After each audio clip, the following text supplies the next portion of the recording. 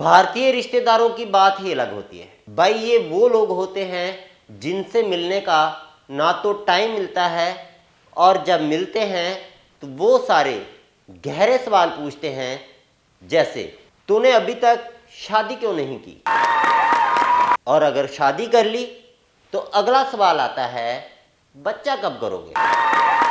भाई ये सवाल ऐसे पूछते हैं जैसे उन्होंने नालायक समझा हो और खुद को पूरे परिवार के सबसे ज्यादा बेफिक्र इंसान हो। अब बात करते हैं चाचा चाची की। ये दोनों ऐसे होते हैं जैसे परिवार के अनसॉल्व केस हो। हमेशा किसी ना किसी के बारे में बातचीत करते रहते हैं, जैसे बेटा वो तेरा स्कूल वाला दोस्त आजकल कहाँ है, और अगर कोई जवाब दे दे वो तो बहल फुसल के बाहर गया है, तो अगले ही पल चाचा बोलेंगे अरे देखो ठीक से समझाओ उस लड़के को, अब फालतू काम करने का टाइम नहीं है। और चाची का जो काम है वो हमेशा परिवार के बारे में किसी को ज्ञान देना। तू देख उसने खुद को ठीक किया है, मैं तो पहले दिन से ही कह रही थी। फिर आते हैं बुआ फूफू।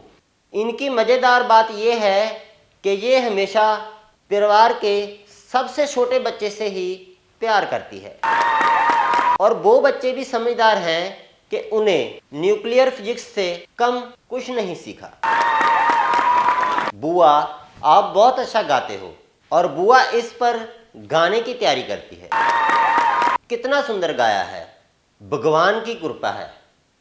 और अगर फूफू से पूछो कि आपको क्यों नहीं गाना आता, तो तुरंत बोलेंगे मेरे पास समझ कहाँ है। अब एक खास श्रेणी होती है नाना नानी। ये दोनों परिवार के सबसे बड़े प्रोग्राम डायरेक्टर्स होते हैं। एक दिन नाना आपको आधे घंटे के भाषण में पूरी दुनिया की खबरें सुना देंगे, और आप सोचोगे मैं कहाँ आ गया। लेकिन नानी का जो अंदाज होता है वो सबसे खास होता है। वो हमेशा याद दिलाएगी कि तू तेरा बचपन भूल गया है, मैं तो जानती थी। और फिर अचानक आपको उन्हीं की खोई हुई अंगूठी की कहानी सुनाएगी, जो एक बार गुम हुई थी लेकिन बुआ की शादी में मिल गई थी।